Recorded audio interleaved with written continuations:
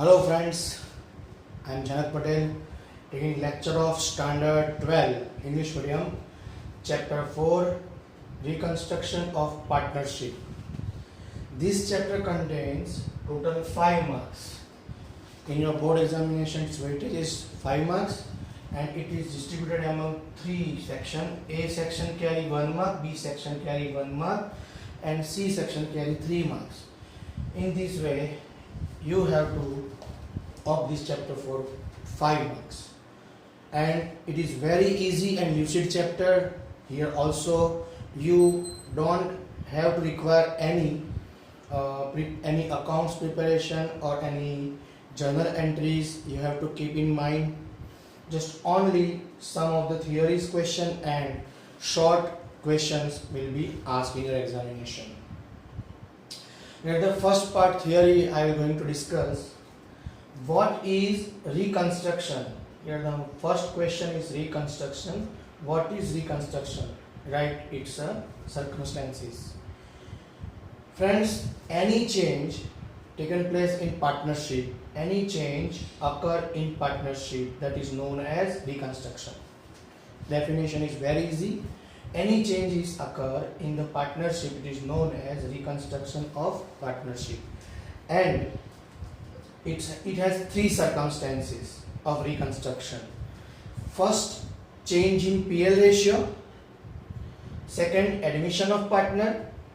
Third, retirement और death of partner.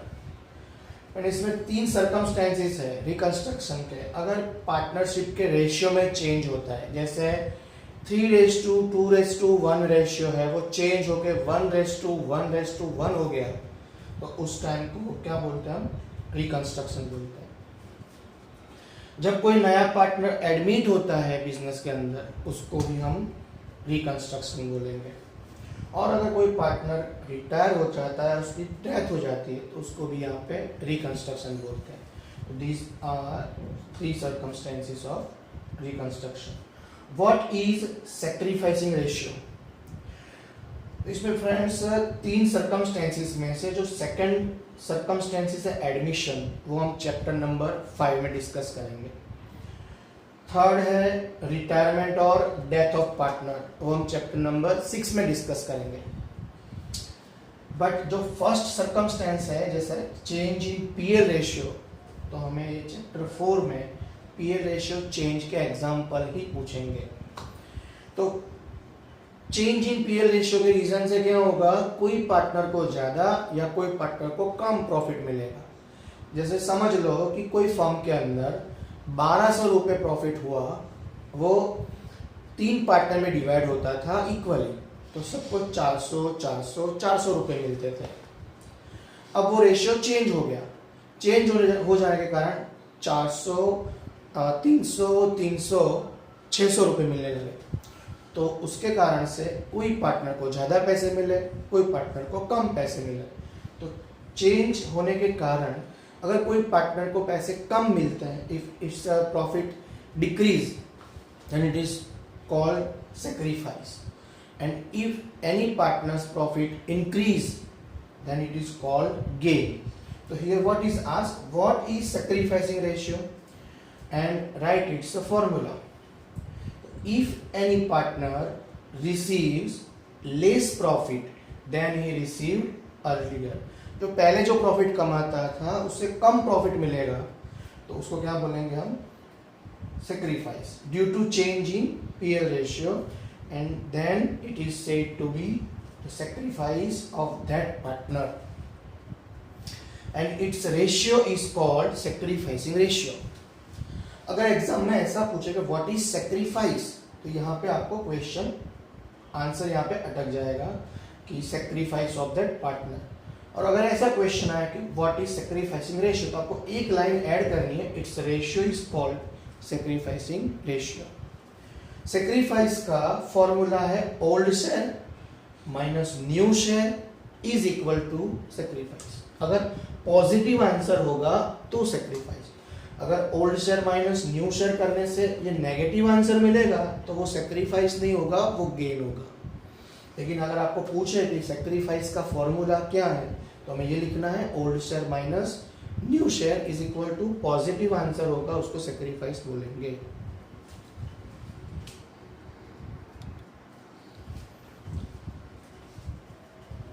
What is gaining ratio? तो sacrifice से totally उल्टा।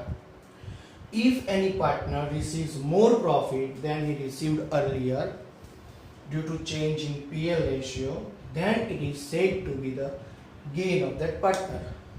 पीएल रेशियो में चेंज होने के कारण किसी पार्टनर का प्रॉफिट ज्यादा होता है पहले से, उसको वो पार्टनर का गेन बोलते हैं, gain of that partner, and its ratio is called gaining ratio.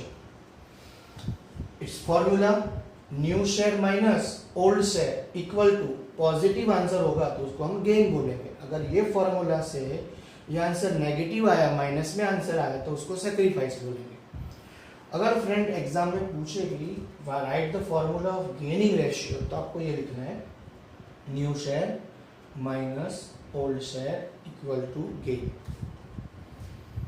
What is revaluation account? And write another name. At the time of reconstruction, to record the accounting effects of changes in the value of assets and liabilities, an account is prepared. That account is known as revaluation account, and it is also known as profit and loss adjustment account. जब reconstruction होगा friends, तब assets और liabilities की value वापस से revalued होती है। Revalued होने से एसेट्स और लायबिलिटीज की वैल्यू में प्रॉफिट और लॉस जो होगा उसको रिकॉर्ड करने के लिए आपको एक अकाउंट प्रिपेयर करना पड़ेगा। That account is known as revaluation account and its another name is profit and loss adjustment account. It is most important questions which can be asked for 1 marks in your examination. And fifth number question, give names of accumulated profit, otherwise उसका दूसरा synonym है consolidated profit, otherwise reserves, वो तीसरा synonym है। इसके 6 examples हैं accumulated profit के। P&L account, credit balance, general reserve, capital reserve, workers accident compensation reserve and reserve fund, contingency reserve. ये 6 नाम है। वो एक्यूमुलेटेड प्रॉफिट भी बोलते हैं इसको कंसोलिडेटेड प्रॉफिट भी बोलते हैं, अदरवाइज रिजर्व्स भी बोल सकते हैं।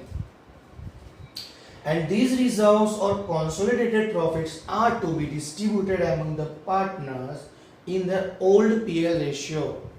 इसको old PL ratio में पार्टनर्स के बीच में डिस्ट्रीब्यूट कर दिया जाता है।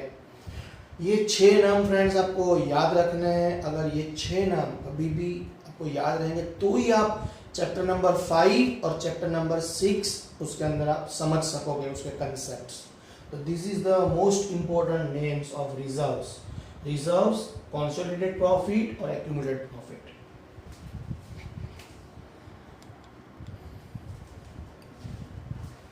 फ्रेंड्स हमारा 6th क्वेश्चन है right the names of accumulated losses और फिक्टिशियस एसेट्स। इसके पहले वाला क्वेश्चन था फ्रेंड्स, उसमें क्या था एक्यूमुलेटेड प्रॉफिट। यहाँ पे क्या याद रखना है एक्यूमुलेटेड लॉसेस। उसमें कितने नाम याद रखने थे? 6 नाम थे। इसमें आपको 3 नाम याद रखने हैं। उसमें फर्स्ट था P&L अकाउंट, उसमें लिखा था क्रेडिट बैलेंस, यहाँ पे याद रखना है P&L account debit balance. Second one advertising campaign account. Third one research and development expenses. These 3 are the names of accumulated losses, और उसको फिक्टिशियस एसेट्स भी बोलते हैं। It can also be divided among the partners in their old PL ratio. Accumulated losses हो या accumulated profit हो, दोनों को हम old PL ratio में ही डिवाइड करेंगे पार्टनर्स में। 7th question, in which account the revaluation accounts profit or loss is to be transferred? हम इसमें रिवैल्यूएशन अकाउंट प्रिपेयर करेंगे, उसका जो फाइनल आंसर निकलेगा प्रॉफिट या लॉस जो भी आएगा उसको हम कहां पे ले जाएंगे, कहां पे उसको ट्रांसफर करेंगे, it is transfer to partners capital account otherwise current account. Friends अभी आपको ये क्लियर नहीं होगा, जैसे उसके प्रैक्टिकल एग्जांपल्स हम स्टार्ट करेंगे तो ये सब आपको क्लियर हो जाएगा। इसका मतलब क्या होता है, at which value the assets and liabilities are shown in the balance sheet after revaluation. After revaluation, assets and liabilities are shown at market value, otherwise new value. तो क्वेश्चन हमारे 8 थे, ये 8 क्वेश्चन फ्रेंड्स आप याद रखोगे तो आपकी 80 to 90% theory का प्रॉब्लम सॉल्व हो गया। इसका 5 मार्क्स का वेटेज है, उसमें से 2 मार्क्स है ए और बी सेक्शन में, तो उसमें जो क्वेश्चन है ज़्यादातर ये 8 क्वेश्चन में हमने कवर कर ली है। इसके अंदर से ही क्वेश्चन आएंगे, उसमें 2 मार्क्स आपके पक्के। अब रहा 3 मार्क का जो प्रैक्टिकल एग्जाम्पल आएगा एग्जाम में, उस सम्स या प्रैक्टिकल एग्जाम्पल हम इसमें 3 डिवाइड करें इसमें कंटेंट को। एक कंटेंट है हमारा examples of sacrifice and gain, examples of revaluation of assets and liabilities, and examples of accumulated profit and accumulated losses। ये 3 टॉपिक है वो हम नेक्स्ट लेक्चर में डिस्कस करेंगे। All the best friends, have a fine day.